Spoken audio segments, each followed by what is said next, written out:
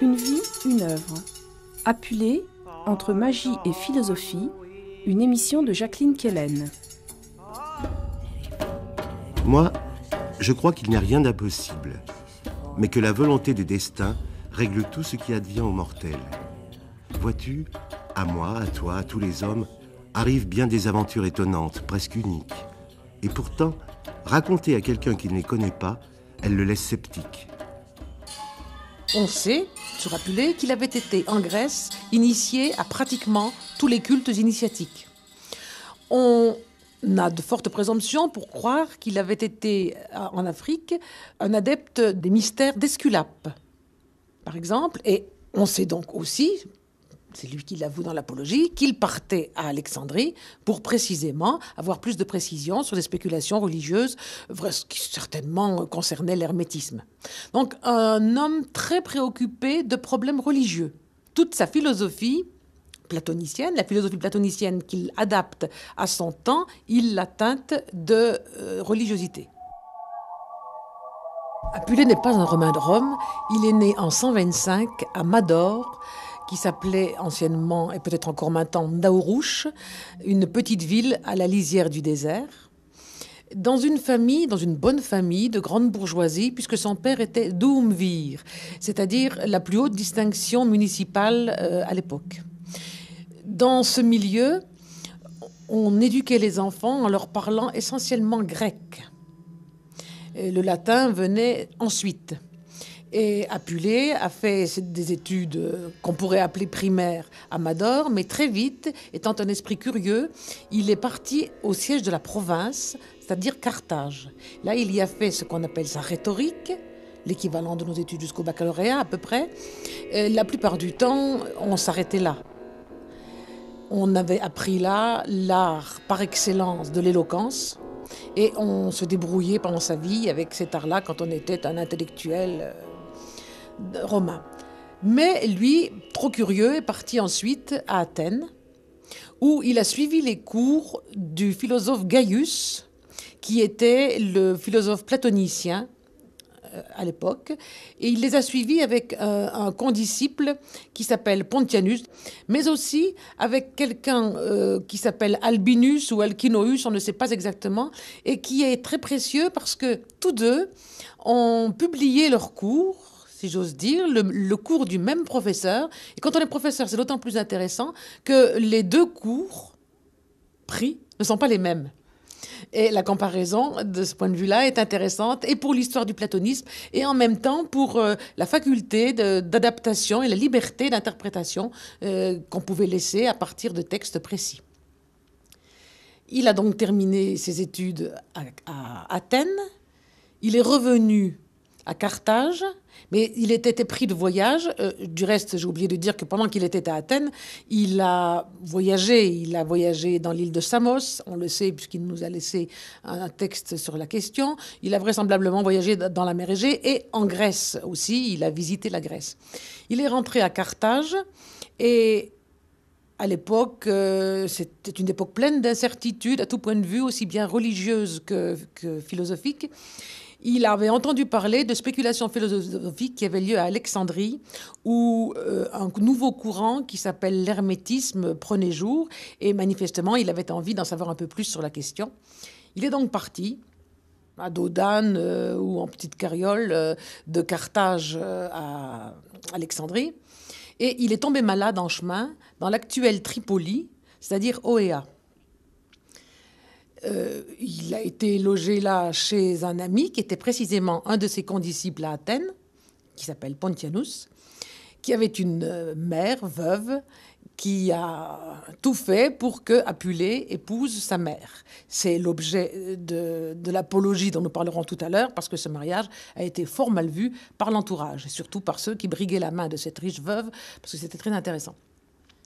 À Oéa, il est resté 3 ans tout de même, pour se soigner d'abord, mais ensuite parce qu'il y était marié, et puis parce que de ses études, il était devenu un rhéteur itinérant, un sophiste aussi, et il faisait beaucoup de conférences publiques sur tout sujet, philosophique ou autre. Et à OEA, il a précisément fait des conférences publiques qui ont eu un grand succès. Il est revenu à Carthage et là, il a développé son activité scientifique à un point qu'on mesure mal encore de nos jours, malgré les allusions qui sont faites de son activité chez les grammairiens ou chez Fulgence, par exemple. Il avait vraisemblablement monté un laboratoire de sciences naturelles dans lequel il faisait des expériences. Dans l'apologie, il parle justement des expériences qu'il faisait sur les poissons, qu'il disséquait, ce qui était tout de même nouveau. Il est vraisemblable qu'il menait ses travaux en s'inspirant d'Aristote, qui avait écrit, comme vous le savez, beaucoup d'ouvrages sur les différents animaux. Il a en même temps travaillé en astronomie, mais aussi bien en musique qu'en poésie. Il a écrit 2 romans, il ne nous en reste qu'un, mais il y en a un autre, Hermagoras, dont les grammairiens nous signalent l'existence. Bref, il avait une activité intellectuelle intense, intellectuelle, je veux dire aussi bien scientifique que philosophique, et il se livrait aussi à des conférences, certaines improvisées, certaines non improvisées, qui lui ont valu des statues. On lui a érigé des statues. Il revenait de temps en temps certainement dans sa patrie, on lui a aussi érigé une statue. Et il est vraisemblablement, on n'en a pas la preuve, mais enfin de forte présomption, aussi allé à Rome pendant quelques années, où il a rencontré les hommes puissants de l'époque. Et puis, heureusement du reste, il est revenu chez lui parce qu'à Rome, il se serait fondu dans le milieu romain. En réalité, il est revenu en Afrique. On ne sait rien de la fin de sa vie. Plusieurs traditions le font mourir vers 170, et moi je ne suis pas tout à fait d'accord. Il serait mort à peu près vers les années 180. Je suis l'exemple et le précepte de mes maîtres qui disent qu'un homme libre et de nobles sentiments doit, où qu'il aille, porter son âme sur son front. Nous sommes dans une époque où les barbares menacent aux frontières, puisque Marc Aurèle mourra devant Vienne en luttant précisément contre les barbares. Et le monde romain se remplit peu à peu d'incertitudes politiques, certes, mais aussi incertitudes économiques et philosophiques et religieuses. L'immensité que représente l'Empire romain brasse toutes sortes de religions. Et le développement du commerce fait que ces religions sont connues à Rome et dans les grandes capitales de l'Empire, que sont Athènes et Carthage. Par conséquent, les intellectuels se trouvent en face d'une masse de spéculations à travers lesquelles ils essaient de se frayer un chemin. Et c'est précisément le cas d'Apulée, qui, certes, est initié à tous les mystères grecs, mais qui, en même temps, est certainement séduit par des religions orientales. Dans les Métamorphoses, il parle du culte isiaque. Je ne crois pas personnellement qu'il ait été un adepte du culte isiaque comme son héros, mais manifestement, il le connaît bien.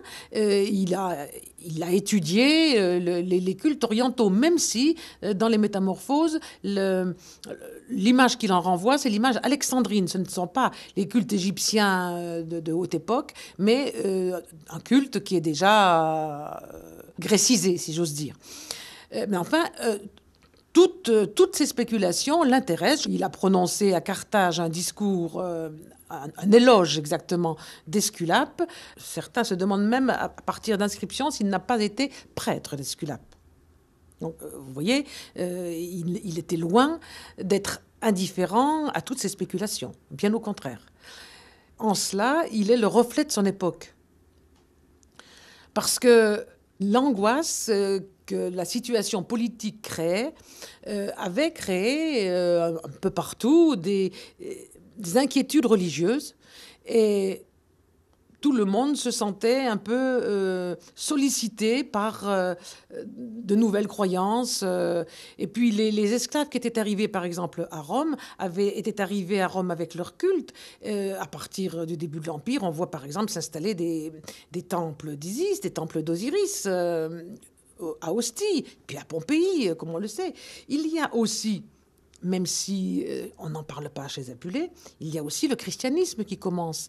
Et le christianisme, c'est une toute nouvelle façon d'envisager le monde, la relation avec Dieu et même la nature de Dieu. Du reste, ce n'est pas un hasard si le Dieu d'Apulée est summus exuperantissimus, c'est-à-dire souverain, le plus haut des dieux. Ce sont des qualificatifs que l'on trouve dans les textes juifs. Par conséquent, il y a une toute petite osmose, même si quelqu'un comme Apulée, évidemment, n'est pas chrétien, n'est pas touché par le christianisme, comme beaucoup de ses contemporains, parce que le christianisme, c'est tout de même une religion qui, tout à coup, soustrait le monde à l'homme, à la raison. Les philosophies antiques sont des philosophies de la raison. Elles font confiance à l'homme. Le christianisme, tout à coup, dit au contraire que l'homme ne peut rien sans Dieu, n'est rien sans Dieu. Il y a un pessimisme que n'ont pas les philosophies païennes. Je vais, dans cette prose milésienne, te conter toute une série d'histoires variées et flatter ton oreille bienveillante d'un murmure caressant. Pourvu que tu daignes jeter les yeux sur ce papyrus égyptien que la pointe d'un roseau du Nil a couvert d'écriture, et tu t'émerveilleras en voyant des êtres humains changer de nature et de condition pour prendre une autre forme, puis, par un mouvement inverse, se transformer à nouveau en eux-mêmes. Apulée, l'âne d'or. Avant Apulée, il y avait eu un récit de Lucien, écrit en grec, dont le héros s'appelait Lucius, du moins avec la version grecque de ce nom. Et la rencontre se fait, le prénom réel et le nom du personnage de fiction derrière lequel s'abrite Apulée. Alors cet homme de lumière qui ne le sait pas, et cette lumière sera cachée sous la peau d'un âne, cela nous rappelle aussi, cela nous évoque un autre conte. Alors ce personnage va connaître beaucoup de mésaventures. Alors est-il possible non pas de résumer ce roman, un peu roman fleuve, ou plutôt roman des mille et une nuits, peut-on du moins donner le fil directeur de ces métamorphoses? Oui, je disais tout à l'heure, c'est un roman varié, c'est ce que Apulée présente immédiatement comme un sermo milesius, une causerie milésienne. Au fond, quelque chose qui annonce ce que sera le roman dit picaresque, avec des digressions, avec des épisodes qui viennent s'ajouter, l'un d'entre eux étant une véritable histoire à l'intérieur de l'histoire. Mais il est vrai que malgré cette immense variété, malgré cet aspect digressif, malgré ces récits dans le récit, il y a un fil conducteur, et c'est l'histoire même de la métamorphose, c'est-à-dire Lucius transformé en âne, et Lucius sortant de cette condition d'âne pour redevenir un homme. Redevenir un homme, mais peut-être pas exactement celui qu'il était au point de départ, et c'est là que l'aventure prend un sens d'une gravité inattendue. Ces métamorphoses au cours du récit sont très souvent liées, du moins la métamorphose initiale de Lucius, ces métamorphoses sont très souvent liées à des phénomènes de magie. Oui, il y a une raison, je dirais, géographique à cela, puisque Apulée a choisi pour cadre la Thessalie, qui passait, chez les Grecs et encore chez les Latins, pour une terre de sorcières.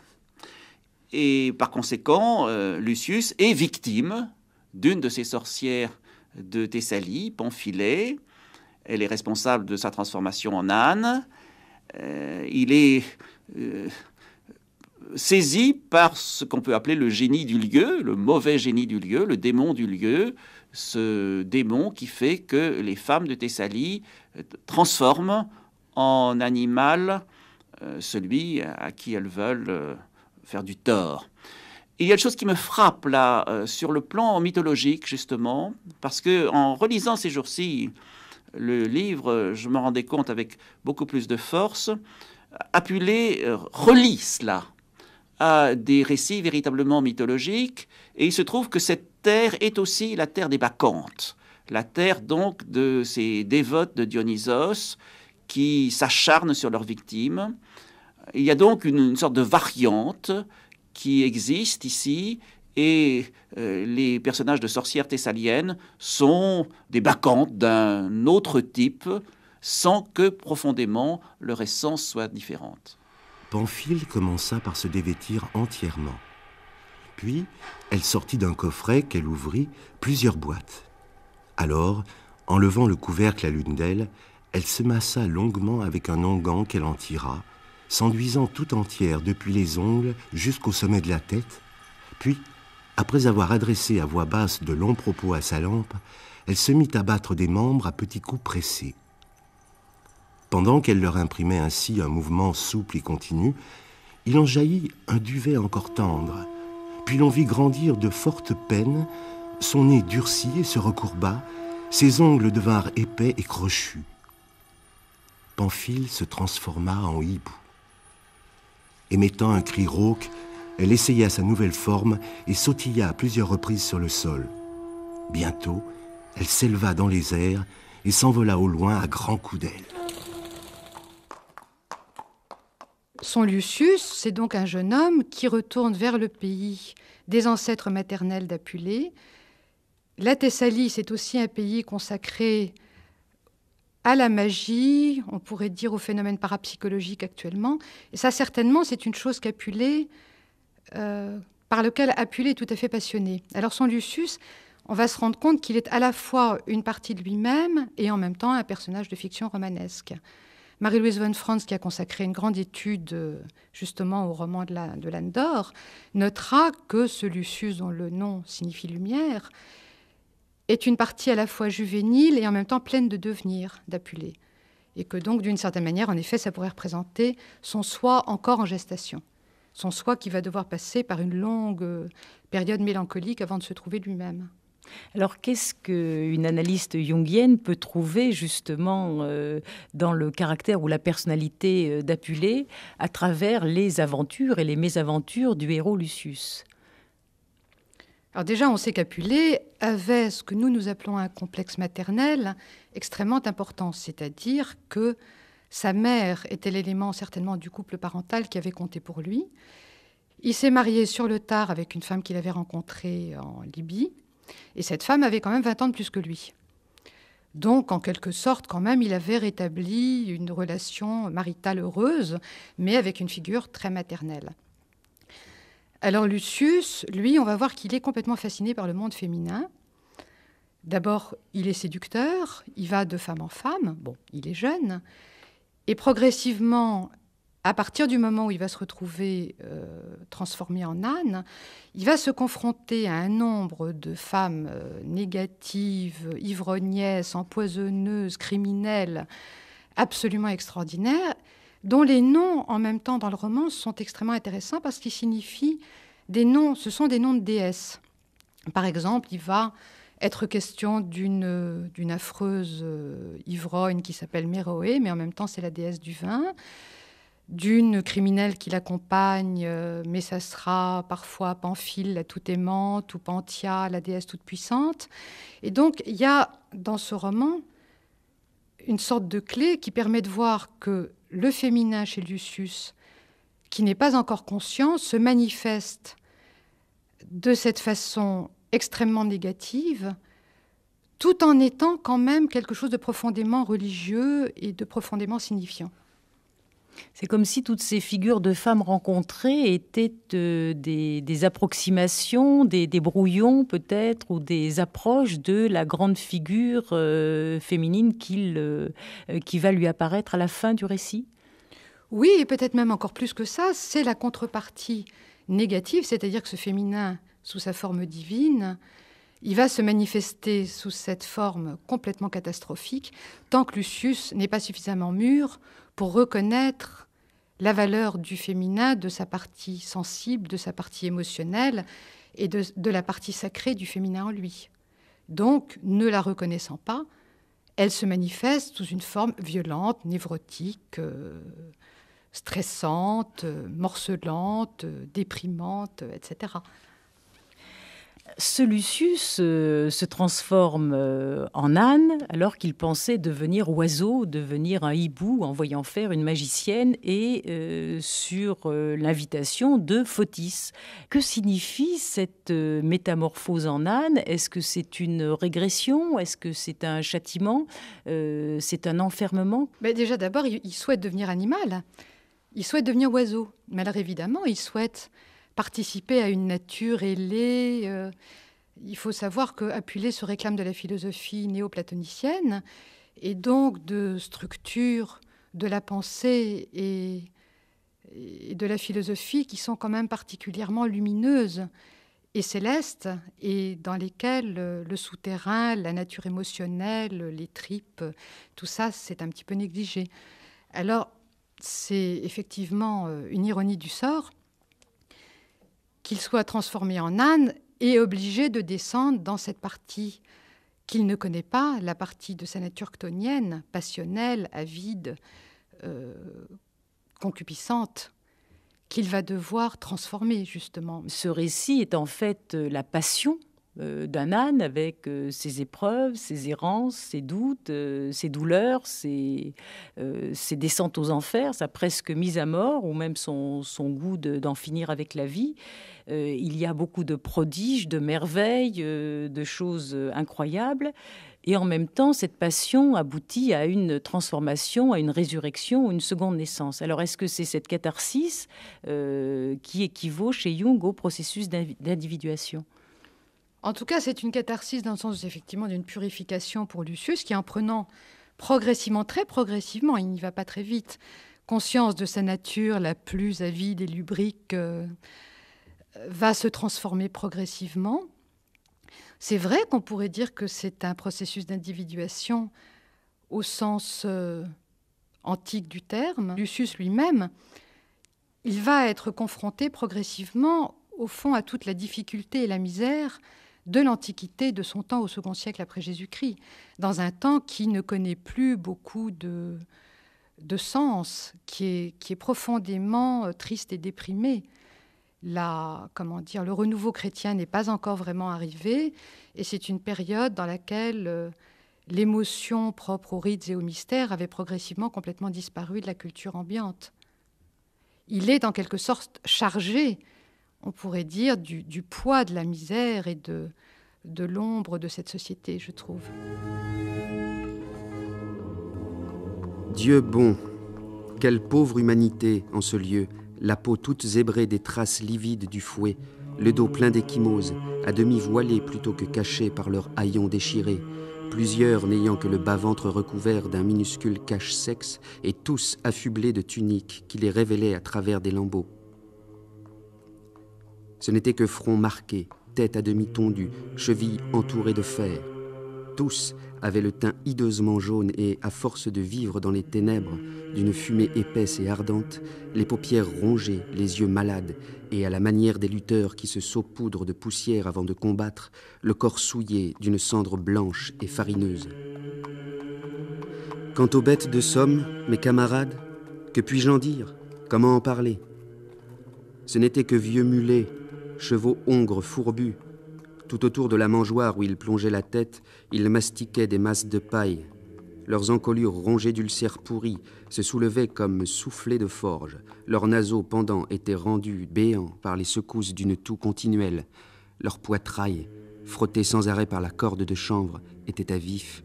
Leurs côtes, sous les corrections perpétuelles, étaient à nu jusqu'à l'os. Leurs sabots, à force de tourner sans arrêt, s'étaient écrasés et étaient devenus énormes. Leur peau tout entière était rendue rugueuse à force de crasse, de gale et de maigreur. Devant le tableau lamentable de cette maisonnée, je fus rempli de crainte pour moi-même. Et, me souvenant de ce qu'était le sort du Lucius d'autrefois, presque totalement expulsé du monde des vivants, je baissai la tête et me désolai. Et le sens de la métamorphose de Lucius en âne, c'est le châtiment. Parce qu'il a été trop curieux, ou il a voulu anticiper où il a voulu s'approprier une connaissance avant qu'il ne soit prêt. Bon, je crois qu'il en est de Lucius comme de beaucoup de personnages de l'Antiquité. Je pense aux héros de la tragédie grecque. Ce sont des coupables innocents. Donc on peut insister sur la relative innocence de Lucius, qui à ce moment-là n'est que la victime du génie du lieu et des femmes de Thessalie, comme n'importe qui aurait pu être victime et de ce lieu et de ces femmes, ou on peut au contraire mettre l'accent sur des fautes qui pourraient être reprochées à Lucius et qu'il lui arrive de se reprocher à lui-même. Parmi ces fautes, il y en a une qui est flagrante, c'est la lubricité. Ce n'est pas un hasard si la métamorphose se produit à un moment où il fornique avec la servante de Pamphylie, la petite Photis, et sans jeu de mots, cette faute avec Photis est à l'origine de sa métamorphose en âne. Ce n'est pas non plus un hasard si cette métamorphose est une métamorphose en âne, puisqu'il y a une tradition tenace qui veut que l'âne soit l'animal lubrique par excellence. On retrouve ça encore chez Shakespeare, dans Le Songe de nuit d'été, chez Rimbaud, dans cette illumination qui a failli s'appeler Métamorphose et qui s'est appelée finalement Bottom. Et il est très curieux de voir que quand Lucius est devenu âne, il conserve, si je puis dire, une lubricité de type humain, c'est-à-dire qu'une femme est capable d'émouvoir cet âne. Il y a donc toute une intrigue un peu trouble qui met face à face une jeune fille et Lucius, tantôt sur le mode du désir, tantôt sur le mode du fantasme des autres qui prêtent à Lucius un tel désir.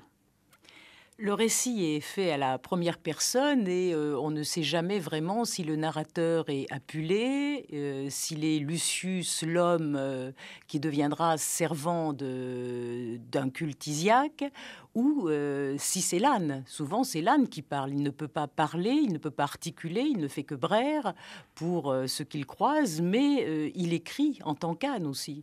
Oui, il y a les deux choses. Alors, je pense qu'Apulée est présent dans ce livre. Apulée, c'était au fond un homme déraciné, un homme d'Afrique du Nord, venu à Rome.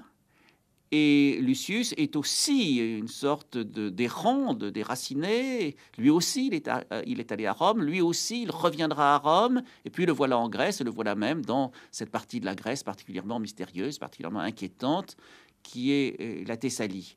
Il est donc sûr que Apulée, d'une certaine manière, s'exprime par le truchement de Lucius et donc s'exprime encore par le truchement de l'âne. Mais, comme vous le dites très justement, le récit est à la première personne, c'est quand même l'âne qui parle. Et ce qui me frappe à cet égard, c'est que c'est un mode de narration qui est très fréquent dans ce type de récit de métamorphose où on prête à l'homme animal une voix. On trouve cela, par exemple, chez Borges. On a l'impression d'une sorte de mode spontané d'expression du récit de la métamorphose. Après avoir laissé 3 jours aux bêtes de somme pour se refaire, afin de nous donner un aspect plus tentant pour les acheteurs, on nous conduit au marché et là, tandis que la forte voix du crieur annonçait le prix de chaque bête une à une, les chevaux et les autres ânes sont adjugés à de riches acheteurs. Moi, je restais seul, laissé pour compte, et la plupart des gens passaient devant moi d'un air de dédain. À la fin, dégoûté d'être palpé par ceux qui cherchaient à calculer mon âge d'après mes dents, comme une main sale et puante me grattait les gencives pour la 10e fois de ses doigts infects, je la saisis entre mes dents et la broyai, bel et bien. Cet incident enleva aux gens qui se tenaient alentour toute envie de m'acheter, dans la pensée que j'étais des plus féroces. Alors le crieur, qui s'était égosillé et n'avait plus qu'une voix enrouée, se livra à mon propos à toutes sortes de facéties plaisantes. Jusqu'à quand mettrons-nous vainement en vente ce baudet vieillot, aux sabots usés et hors d'usage, tordu de rhumatisme, paresseux, abruti et pourtant féroce, et qui n'est plus qu'un crible à débraire, à débris, je veux dire. Oui, nous irions jusqu'à en faire cadeau s'il se trouve quelqu'un, toutefois, qui ne craigne pas de perdre son foin. Psyche teneris et herbosis locis in ipso toro roscidi, gramini suaue recubans, tanta mentis perturbatione sedata, dulce conquievit. Ce conte, c'est une belle histoire. C'est une jeune fille Psyché, qui est une splendeur, qui a 2 sœurs, qui sont belles aussi, mais d'une beauté humaine. Elle est si belle qu'on vient la contempler, mais qu'aucun prétendant n'ose demander sa main. Et on lui offre un culte, comme à Vénus. Vénus se fâche. Vénus est jalouse. Et elle dit à son fils, « Va punir cette insolente ». Mais Cupidon lui-même tombe amoureux d'elle. Alors, pour ne pas désobéir tout à fait à sa mère, il vient la voir de nuit et il s'envole au petit jour. Il l'a installée dans un palais merveilleux où des voix la servent, où des mets succulents lui sont offerts. Bon, il y a toute une partie comme dans les contes de fées, quelque chose de merveilleux. Et puis, elle obtient de Cupidon qu'il laisse venir ses sœurs. Et ses sœurs sont jalouses de voir ce palais merveilleux. Elles lui disent « Méfie-toi, méfie-toi. Tu as en fait épousé un monstre. Et pourquoi il te nourrit si bien? Pour t'engraisser, pour te dévorer. » Bref, elles reviennent plusieurs fois la voir et elles instillent petit à petit le venin du doute dans l'âme de Psyché qui, un soir n'y tenant plus, ayant vraiment cru ses sœurs, affûte un couteau, prépare une lampe et quand Cupidon est endormi auprès d'elle, elle apporte la lampe et le couteau pour lui couper la tête. Et Psyché, toute seule, ou qui le serait si elle n'était agitée par les furies, est entraînée, comme par la mer, sur les flots du chagrin, et bien que sa décision soit prise et son intention ferme, au moment d'agir, sa volonté se fait incertaine et hésite, tiraillée par les sentiments que lui suggère son malheur. Elle se hâte, puis elle tarde. Elle est pleine d'audace, puis elle tremble. Elle se défie d'elle-même, puis elle s'irrite. Et, pour tout dire, en un même être, elle déteste la bête et aime le mari. Pourtant, lorsque le soir ramène la nuit, elle hâte fébrilement les préparatifs de son horrible forfait. La nuit était là, et avec elle, le mari, et après les premières escarmouches du désir, il était tombé dans un profond sommeil. Alors Psyché, dont le corps et l'âme ne sont que faiblesse, puisant pourtant des forces dans la cruelle volonté du destin, trouve de la vigueur, sort la lampe et, saisissant le rasoir, s'arme d'une audace qui n'est pas celle de son sexe. Mais dès que la lumière eut éclairé tout le mystère du lit, elle voit, de tous les monstres, le plus charmant, le plus délicieux, l'amour lui-même, le Dieu de grâce, gracieusement étendu. À sa vue, la lumière même de la lampe se fit plus joyeuse et plus vive, et le rasoir se repentit de son tranchant sacrilège. Mais Psyché, stupéfaite d'un tel spectacle, incapable de reprendre ses esprits, défaillante, toute pâle, tremblante, se laissa tomber à genoux et voulut cacher son arme, mais dans sa propre poitrine.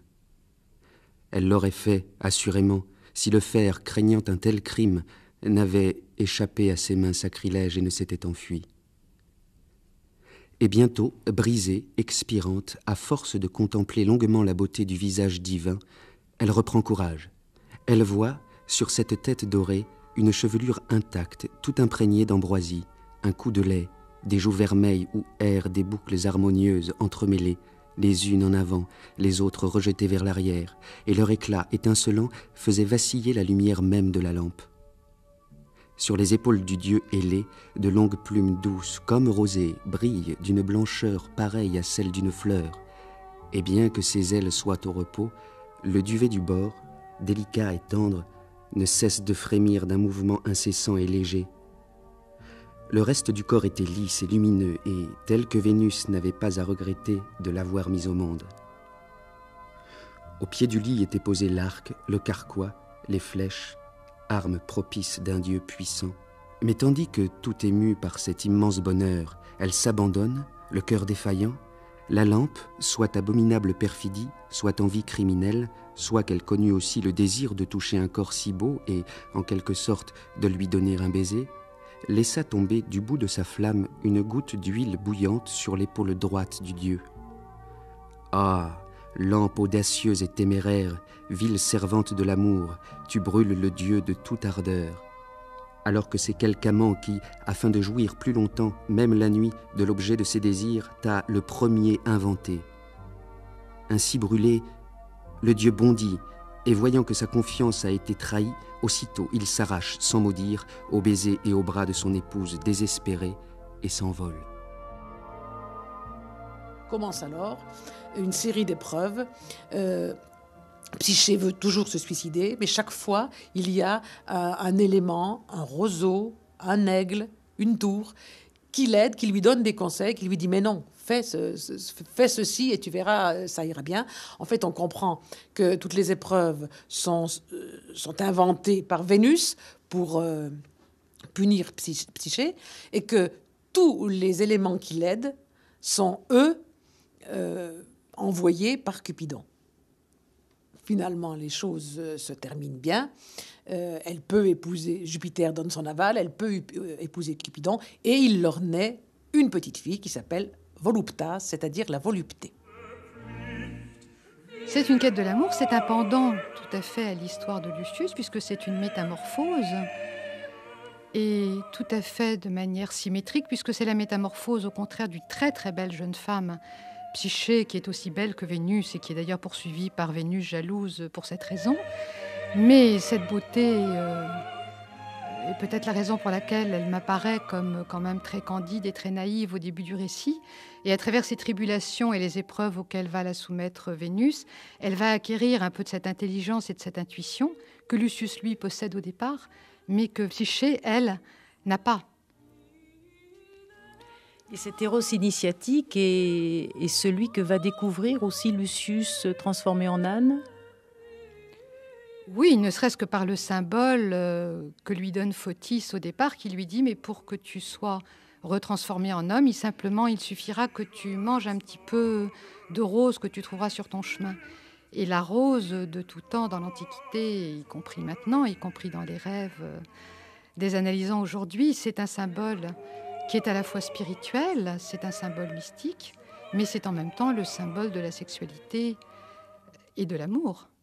Ce qui me frappe en relisant aujourd'hui l'histoire d'Eros et Psyché, c'est moins l'histoire elle-même que ce qui la ponctue, c'est-à-dire une série de paradoxes. Il y a, autant que je me souvienne, une bonne dizaine, si ce n'est une douzaine de paradoxes, de formules paradoxales qui donnent à ce récit son sens, du genre c'est quand tu ne me vois pas que tu me vois le mieux, ou des choses de ce genre, où on sent encore la rhétorique d'Apulée, bien sûr, il parle de formules, il part de formules, et où on sent également qu'il y a du sens dans tout cela, et que l'histoire d'Eros et Psyché, racontée, c'est vrai, d'une manière indirecte par cette vieille femme, quand Lucius se trouve en compagnie de la jeune captive, ce conte d'Eros et Psyché ne fait que ajouter au contenu mystique de l'histoire de l'âne lui-même. Alors justement, cette fable d'Eros et Psyché et tout le récit de l'âne d'or peuvent être éclairés par la philosophie platonicienne ou peut-être même la mystique, plutôt la mystique néo-platonicienne. Je crois qu'il y a un voyage dans l'espace au cours de ce récit. Je le disais tout à l'heure, on passe de Rome en Grèce, et à l'intérieur même de la Grèce, on circule. Mais il y a aussi un voyage dans les religions, une sorte de promenade d'Apulée à travers les religions de l'Antiquité. Avant même de parler de mystique, je crois qu'il faut parler de cela, une sorte d'atlas des religions de l'époque. Le passage le plus remarquable étant celui qui conduit de la déesse syrienne à Isis. La déesse syrienne, centre d'un culte sur lequel il y aurait beaucoup à dire, avec des prêtres qui sont à beaucoup d'égards des charlatans, si ce n'est des véritables brigands, et Isis, au contraire, qui est un pôle de religion pure.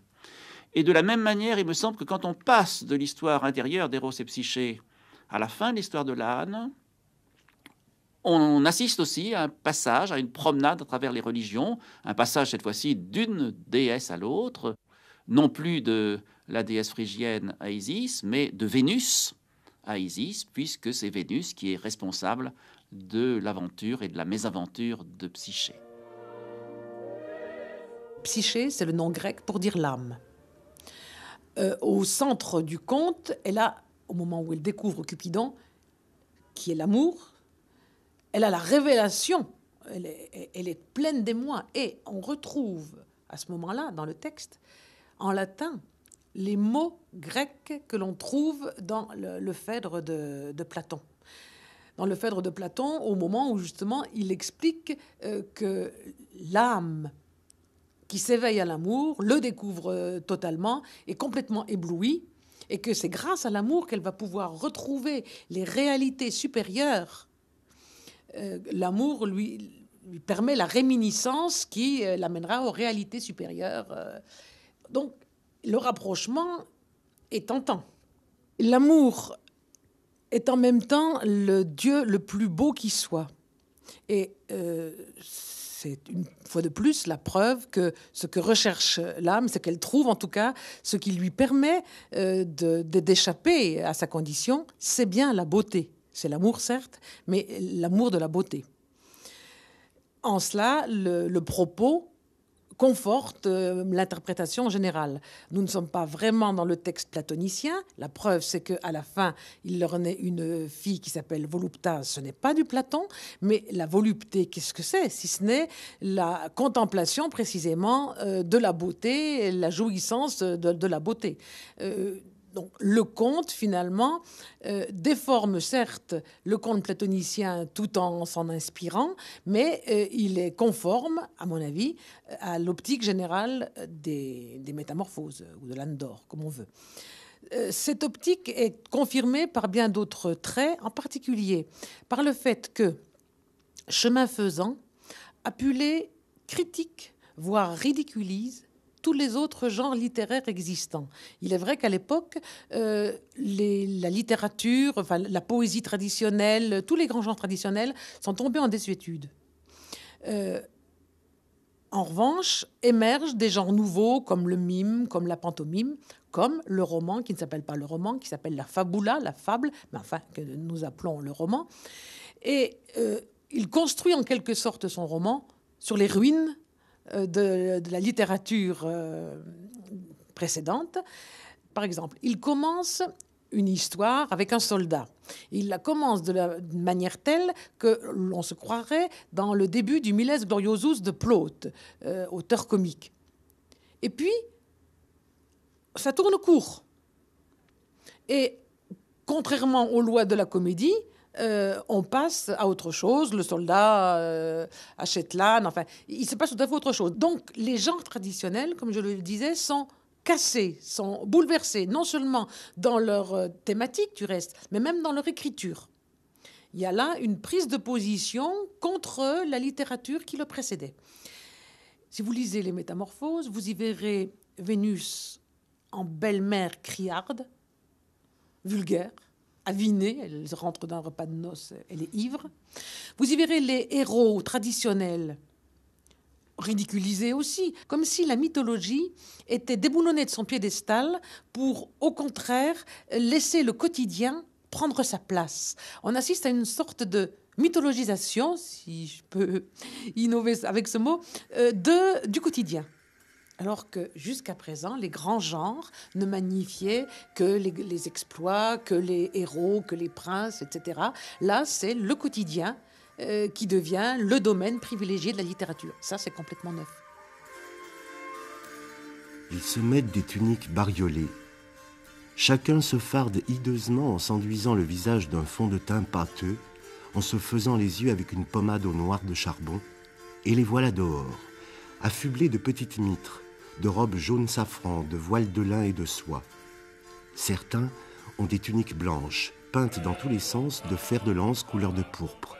Des ceintures marquent leur taille et leurs pieds sont chaussés de chaussures jaunes. Ils me donnent à porter la déesse, revêtue d'un manteau de soie, et eux-mêmes, les bras nus jusqu'aux épaules, brandissant d'énormes épées et des haches, se mettent à danser comme des bacchants, tandis que la flûte les excite à une sarabande de forcenés. Après avoir visité un certain nombre de chaumières, ils arrivent à la maison domaniale d'une riche propriétaire et dès l'entrée, se mettent à pousser des hurlements discordants et s'élancent comme des possédés en menant grand bruit, puis, tête baissée et tordant le cou d'un mouvement souple et continu, faisant décrire des cercles à leurs boucles pendantes, et de temps en temps se mordant eux-mêmes les chairs, ils finissent par se taillader les bras avec les armes à deux tranchants qu'ils portent. Pendant ce temps, l'un d'entre eux se livre à des contorsions plus violentes encore, et tirant du fond de sa poitrine des halètements rapides, se donne l'air d'être rempli d'un souffle divin et simule une démence sacrée, comme si la présence des dieux n'avait pas coutume de rendre les hommes meilleurs qu'ils ne sont et en faisait en réalité des infirmes et des malades.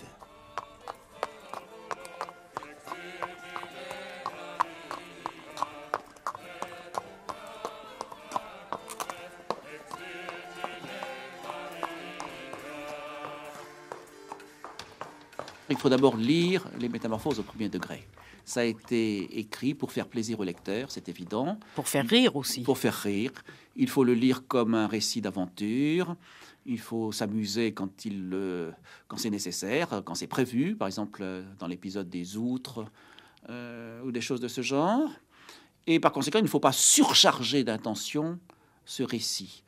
Qu'il corresponde à une évolution intérieure d'Apulée, c'est probable, mais on sait trop de l'homme pour pouvoir se montrer affirmatif. Moi, je pense plutôt que c'est le reflet d'une époque. Nous sommes au IIe siècle après Jésus-Christ.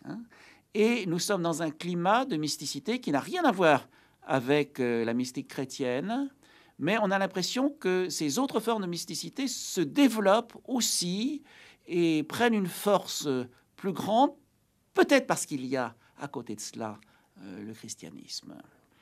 Et, la postérité a eu tort quelquefois de mêler les deux choses. Il n'y a, à mon avis, rien de chrétien, d'analogue au christianisme dans le livre d'Apulée. J'y vois plutôt là une sorte d'exaltation des formes païennes de la mystique à un moment où se développe par ailleurs la grande rivale, la religion chrétienne. Peut-être te demandes-tu avec curiosité, lecteur attentif, ce qui a été dit alors, ce qui a été fait. Je te le dirai, s'il m'était permis de le dire. Tu le saurais s'il t'était permis de l'entendre. Mais ce serait un crime égal que commettraient et tes oreilles et ma langue, celle-ci pour son indiscrétion sacrilège, celle-là pour leur curiosité téméraire. Mais peut-être l'envie qui cause ton impatience est-elle pieuse, et je ne te torturerai pas en te tenant longtemps en suspens. Aussi écoute et crois, car ceci est la vérité. Je suis allé jusqu'aux frontières de la mort. J'ai foulé aux pieds le seuil de Proserpine. J'ai été entraîné à travers tous les éléments. En pleine nuit, j'ai vu le soleil étinceler de lumière blanche. J'ai approché, face à face, les dieux d'en bas et les dieux d'en haut. Je les ai adorés de tout près. Tout au long, comme une façon d'aiguillon, comme une façon d'épreuve aussi, et une chose trappe, il y a cette curiosité qui est à l'œuvre. Curiosité de l'auteur Apulée, curiosité de l'homme Apulée, curiosité de l'âne, curiosité de Psyché qui va perdre ainsi son jeune mari. Alors que signifie cette curiosité? Est-elle nécessairement malsaine ou du moins malheureuse? C'est très ambigu parce qu'au fond, tant que Psyché et Lucius sont trop jeunes, cette curiosité va les entraîner dans des mésaventures absolument épouvantables, c'est certain. Mais en même temps, s'ils n'avaient pas cette fantastique curiosité, ils n'auraient pas la possibilité de se transformer et ils resteraient chacun dans son coin, quelqu'un de bien sage et consacré à la répétition, on pourrait dire, des éléments conservateurs de leur société.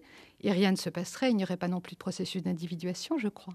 C'est pour ça que le thème de la lampe revient aussi volontiers, de la lampe de Psyché qui va brûler l'épaule d'Éros et donc qui va le faire s'enfuir. Une lampe donc d'une certaine façon destructrice, une lumière qui brûle, à la lampe d'Isis dont il est fait mention à la fin, une lumière qui éclaire. Oui, certainement. Mais la lampe avec laquelle Psyché va essayer de voir Éros, qui lui a fait promettre de rester invisible, elle est poussée à ce moment-là par la jalousie de ses deux sœurs, par l'envie de ses deux sœurs, et donc par une autre forme de curiosité. Et peut-être, cette forme de curiosité, ça se rapproche de quelque chose qui est constamment stigmatisé dans le roman, qui est une forme d'avidité.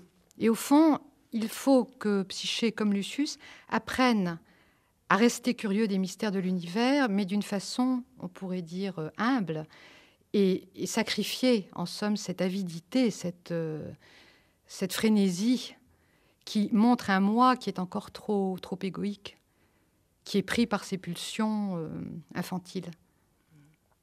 Je crois que c'est ça qui va être sacrifié, au fond. Alors justement, il y a ce thème qui est tout à fait lié, qui est le thème du silence, du secret et du mutisme dans le cas, du silence forcé dans le cas de l'âne. Oui, alors ça, dans le roman, c'est très impressionnant parce qu'autant il a été verbeux, on pourrait dire jusque-là, autant là, et ça fait apparemment partie tout à fait d'une initiation d'Apulée, d'un élément tout à fait autobiographique dans ce roman. à ce moment-là, il est enfin frappé par le sentiment véritable, par l'émotion véritable. Et comme la plupart des gens de l'Antiquité, il ne révélera jamais ce qui s'est passé en vérité au cœur de son initiation. Et par exemple, dans les mystères d'Éleusis, on a très très peu de documents parce qu'aucun des initiés antiques ne révélait à quiconque ce qui se passait en réalité pendant la célébration de ces mystères. Ceux qu'on voit, par exemple, quand ils ont fait des analyses poussées, mais aussi des êtres qui sont rentrés dans des processus d'individuation d'une manière spontanée, ce sont des gens qui ne peuvent parler de ce qui leur est arrivé qu'à ceux qui ont traversé le même type d'obscurité, le même type de chemin, parce que simplement ils ne seraient pas entendus autrement. Et ça arrive que dans les rêves, par exemple, quand on s'est confié d'une manière un petit peu trop imprudente, on va avoir un rêve d'une très grande violence qui nous dit qu'on est allé trop loin dans quelque chose qu'on n'aurait pas dû dire. Si vaste génie, et d'une intelligence assurément plus haute que le niveau des facultés humaines, lui, à qui la philosophie doit son existence et son nom, enseigna avant toute chose à ses disciples la règle du silence. Le premier exercice pour qui faisait auprès de lui l'apprentissage de la sagesse était de maîtriser entièrement sa langue. Et s'il est vrai que les paroles soient ailées, comme s'expriment les poètes, de couper les ailes aux paroles et de les refouler derrière le blanc rempart des dents. En d'autres termes, le commencement de la sagesse était d'apprendre à méditer, de désapprendre à bavarder. Cette histoire d'un homme qui avance sous couvert de sa peau de bête, qui continue d'être un homme et après qui va renaître, mais non pas comme l'homme qu'il était avant, mais l'être de lumière qu'il est, que porte son nom Lucius, c'est toute l'histoire d'une quête, alors peut-être symbolisée par ces roses, mais il y a aussi la lampe, le cyprès, le chiffre 7. C'est donc aussi la quête de l'être immortel en nous. Oui. Le mythe platonicien symbolisait la quête de l'âme à la recherche d'elle-même, de sa propre identité.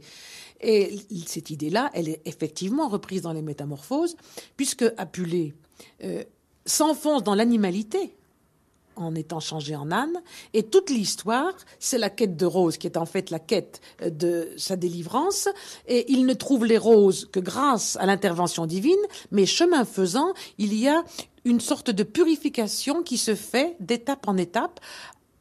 Tout au début, il est véritablement un animal. Il ne rêve que de saillir les juments qu'il va rencontrer.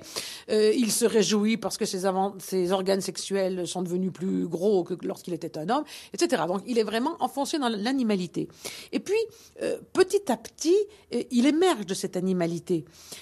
Par exemple, il devient soucieux de justice. Il est au service d'un boulanger que sa femme trompe. Elle a caché un de ses amants sous un vent, mais l'amant, pour pouvoir respirer, a laissé dépasser ses doigts. Il passe là, et pour faire justice, en quelque sorte, il écrase les doigts de l'autre, qui évidemment sort de son vent et se fait découvrir.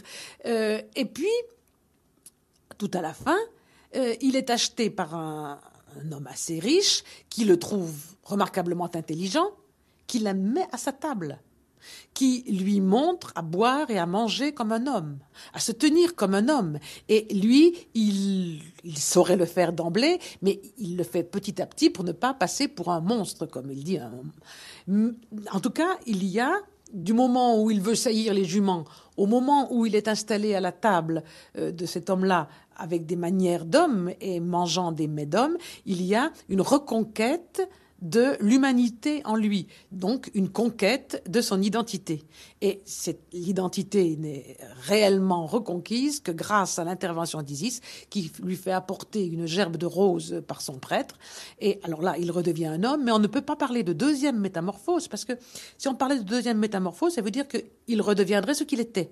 En fait, il ne redevient pas ce qu'il était, il est au contraire au service d'Isis, il devient un homme de lumière.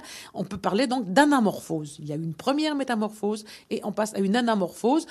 La boucle est bouclée, mais elle est dépassée. Exactement comme dans Le Voyage. Et il part de Corinthe, il revient à Corinthe, mais de là il part à Rome. La boucle, là aussi, est dépassée. Le Voyage a été une sorte d'initiation. Et vous voyez, je parlais tout à l'heure de toutes sortes de spéculations intellectuelles qui étaient brassées à l'époque et dont il était difficile de démêler les chevaux quand on trouve la pensée d'un auteur. Eh bien, à la même époque, à peu près, les gnostiques disaient que le périple d'un âne autour d'une meule aveuglée était le symbole de l'absurdité de la vie qui se cherche. À la même époque toujours, se pratiquait en Égypte une initiation au culte égyptien qui se faisait de la façon suivante. L'initié devait endosser la peau d'un âne qui s'appelait le mesquet. Donc, symboliquement, il devait s'animaliser pour pouvoir comme explorer les profondeurs de l'être humain pour mieux en sortir l'âme en lui. Donc, il y a un peu de tout ça. Je ne prétends pas savoir à qui il empruntait telle chose, mais vous voyez qu'on retrouve ces spéculations qui roulent à travers le monde romain à l'époque, on les retrouve dans cette histoire, puisque l'anamorphose de Lucius, c'est à peu près le même cheminement. Vers la première veille de la nuit, une frayeur soudaine m'éveille, et je vois une lune étincelante de blancheur, dont le disque, parfaitement plein, émerge à ce moment des flots marins. La nuit autour de moi était pleine d'ombre, silencieuse, solitaire, et pénétrée de la certitude que la déesse souveraine est investie, entre toutes, d'une majesté suprême, que les affaires humaines sont entièrement gouvernées par sa providence, que non seulement les troupeaux et les fauves, mais les êtres inanimés eux-mêmes doivent au pouvoir divin de sa lumière la force qui les vivifie, que tout ce qui a un corps sur la terre, dans le ciel, dans la mer, tantôt sous son action s'accroît lorsqu'elle s'accroît et tantôt docilement décroît lorsqu'elle décroît. Maintenant que le destin, apparemment rassasié par le nombre et la cruauté de mes infortunes, se décidait enfin à me laisser entrevoir une chance de salut, je résolus d'adresser mes prières à l'image sacrée de la déesse secourable. Aussitôt, je chasse le sommeil dont j'étais engourdi et, plein de joie et d'ardeur, je me lève, puis, sans plus tarder, pressé de me purifier, je me baigne dans la mer et trempe 7 fois la tête dans les flots, car le divin Pythagore nous a enseigné que ce nombre est le plus convenable aux pratiques sacrées. Quel est le rôle des femmes dans ce récit ? Quel est le regard aussi d'Apulée sur les femmes ? Et quel est le regard de l'âne sur les femmes ? Il y a, je trouve, une grande variété. Alors, le regard de l'âne sur les femmes, je l'ai dit tout à l'heure, peut être un regard tout à fait primaire de désir et même de lubricité. Mais toutes les catégories sont représentées, de la femme maléfique, on peut même dire de la femme vampire, à la femme vertueuse, un modèle de grâce et d'innocence, comme l'est cette jeune fille, qui est la compagne de captivité de l'âne, qui va vivre une aventure tragique. Et qui a pour prénom Charité, donc la grâce. Qui a pour prénom Charitès, hein, la grâce, avec un symbolisme mystique, sans doute, mais un symbolisme mystique qui mérite d'être mis en question quand on voit la fin tragique de ce personnage. On a l'impression, tout de même, dans les premiers livres des Métamorphoses, que les femmes sont toutes des sorcières. Oui, bien sûr, parce que tout est dominé par ce paysage de Thessalie et par les femmes plus qu'inquiétantes qui la peuplent. Mais au fur et à mesure qu'on avance dans le livre, le portrait qui est fait de la femme devient moins inquiétant et même la femme peut être porteuse d'un message de salut. Et apparaît donc le visage de la grande déesse, et ici voilà. Isis. Alors pourquoi voilà. Isis, enfin, elle apparaît avec, déjà, première apparition, si on peut dire, avec la lune qui s'élève oui. Des flots, et oui. C'est la pleine lune. Oui. Alors ce n'est oui. pas un hasard si Apulée a choisi cet astre changeant. Oui, sûrement. Je pense qu'il y a tout un poids dont Isis est porteuse, c'est une déesse égyptienne, avec donc d'autres modes de mystère qui sont liés à l'Égypte. Et vous savez combien ce personnage a été fascinant pour les hommes du XIXe siècle, par exemple. Chez Nerval, c'est flagrant.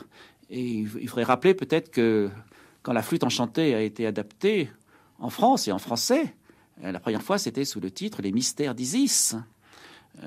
Avec donc quelque chose qui est plus que de l'ordre là du symbole religieux, mais de l'ordre d'une mystique permanente à travers les siècles. Pendant mon sommeil, j'eus une vision merveilleuse. Il me semblait que la déesse m'apparaissait, me disant « Je suis la même que Marie, la même que ta mère, la même aussi que sous toutes les formes tu as toujours aimé.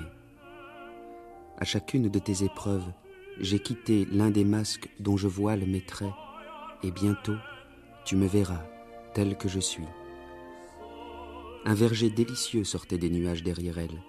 Une lumière douce et pénétrante éclairait ce paradis, et cependant je n'entendais que sa voix.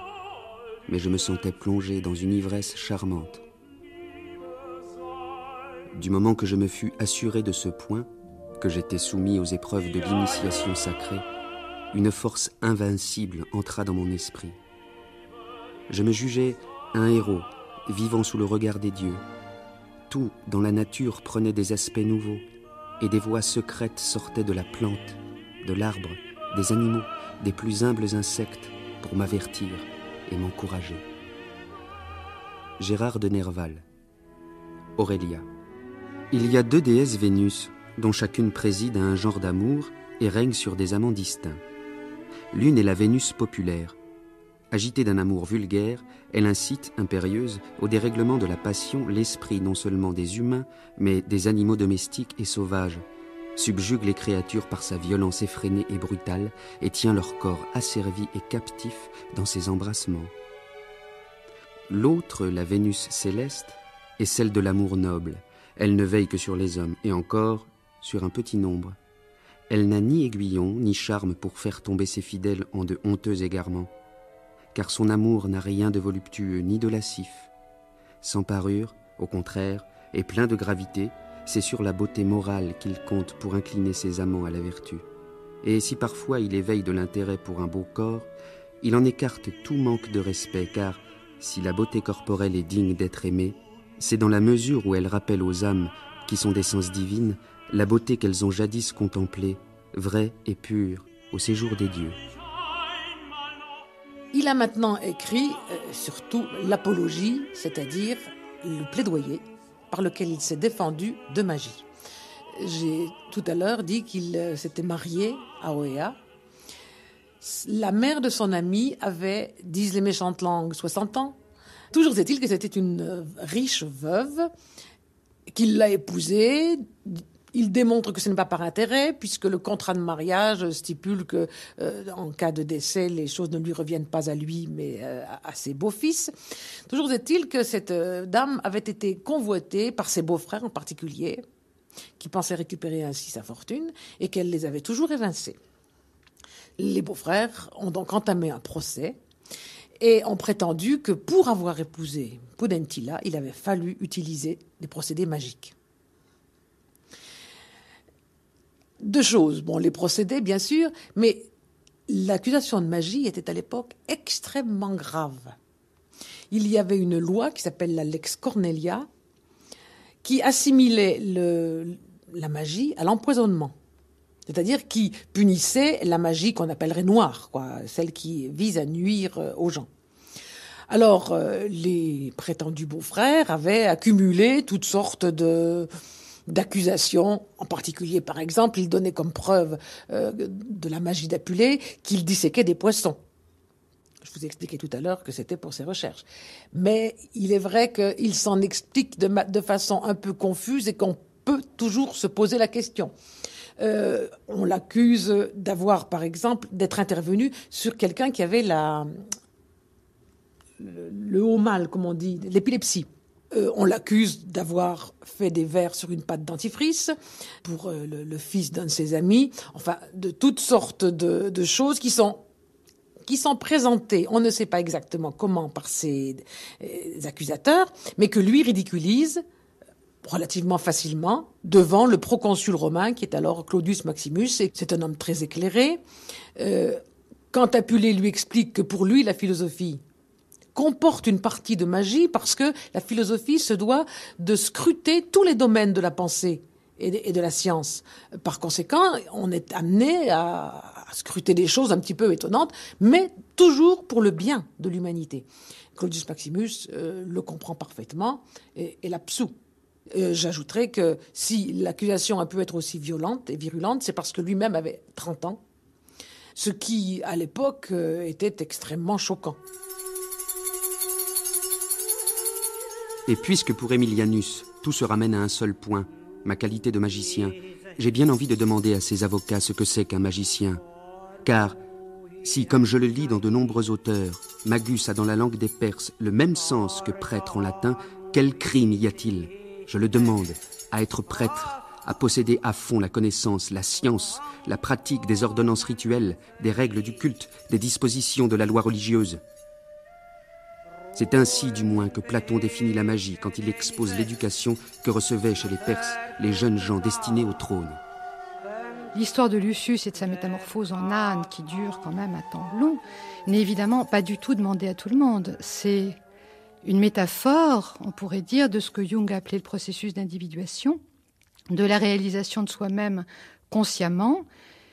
Et ce pauvre Lucius, qui au départ est un jeune homme comblé de tout, on pourrait dire intelligent, intellectuel, séducteur, qui va se retrouver dans cette peau d'âne, c'est l'image de la plongée dans la mélancolie et la dépression, qui se passe assez souvent, mais quand même pas pour tout le monde, chez les êtres qui sont appelés à un processus d'individuation, et notamment quand ils commencent une analyse.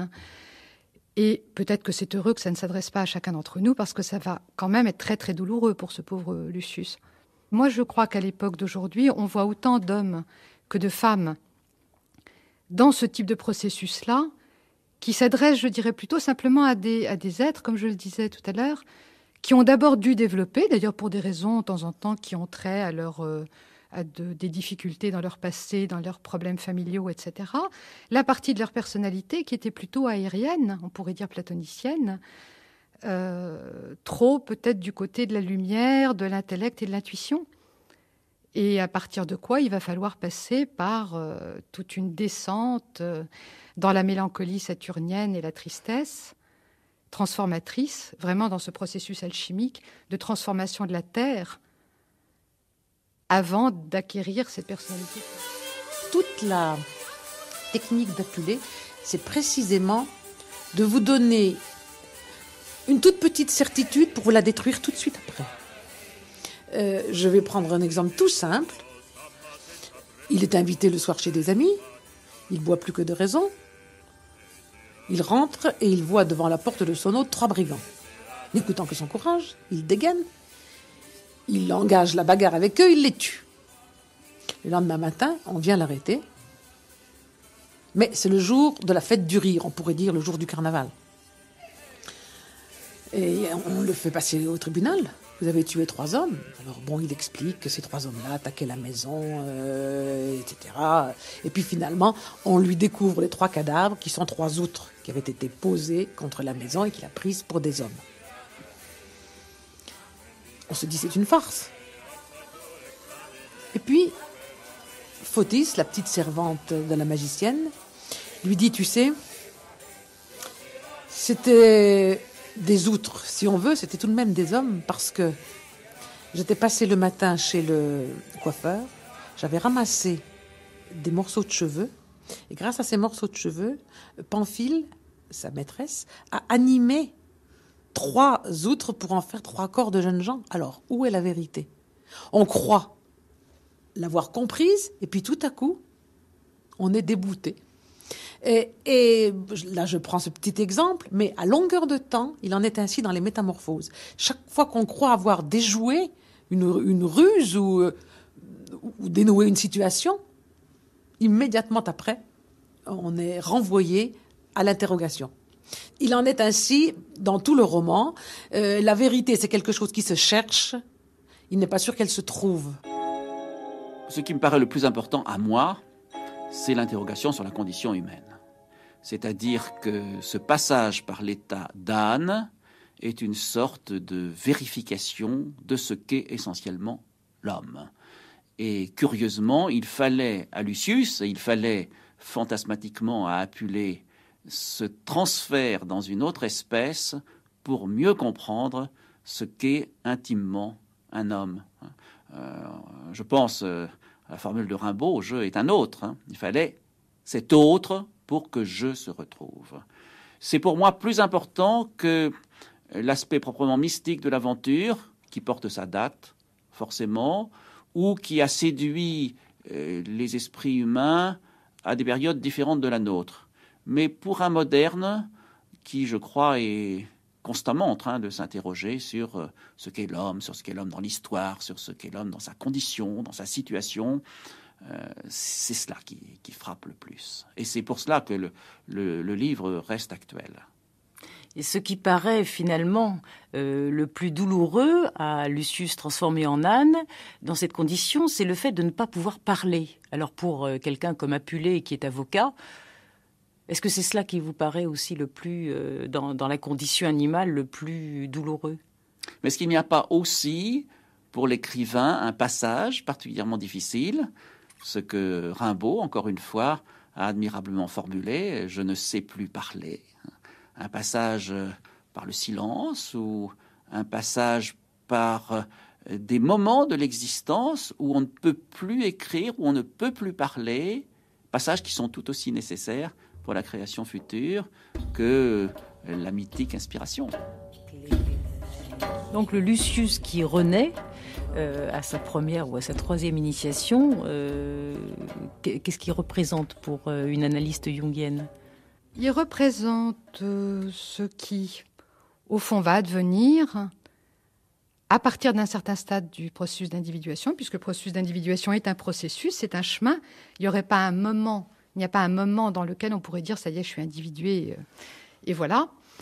C'est un chemin d'initiation, on pourrait dire, permanent, dans lequel le roi et la reine, pour parler en termes alchimiques, se sont rencontrés. Le soi, dans cette personne, homme ou femme, est en relation avec la conscience du moi.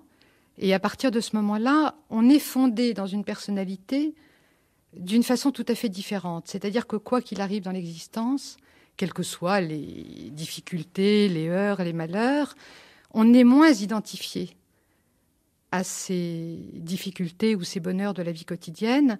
Il y a quelque chose qui est un centre, qui occupe au fond la place la plus importante.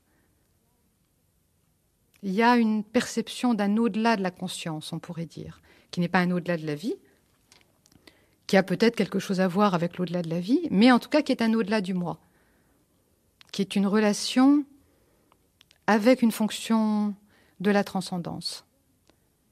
Et ça donne probablement à ces hommes et à ces femmes une fermeté, une confiance et une forme de joie de vivre que Lucius, au début, n'a pas du tout. Je suis allé jusqu'aux frontières de la mort. J'ai foulé aux pieds le seuil de Proserpine. J'ai été entraîné à travers tous les éléments. En pleine nuit, j'ai vu le soleil étinceler de lumière blanche. J'ai approché, face à face, les dieux d'en bas et les dieux d'en haut. Je les ai adorés de tout près. C'était Apulée entre magie et philosophie, une émission de Jacqueline Quelen, avec Pierre Brunel, professeur à la Sorbonne en littérature comparée et spécialiste des mythes littéraires, Marie-Laure Colonna, analyste jungienne, Nicole Fick, professeure de lettres latines à l'Université de Bourgogne. Texte lu par Simon Duprez, Daniel Tarare. Mixage Jean-Pierre Juncker, Mireille François. Réalisation Isabelle Lefebvre-Huel.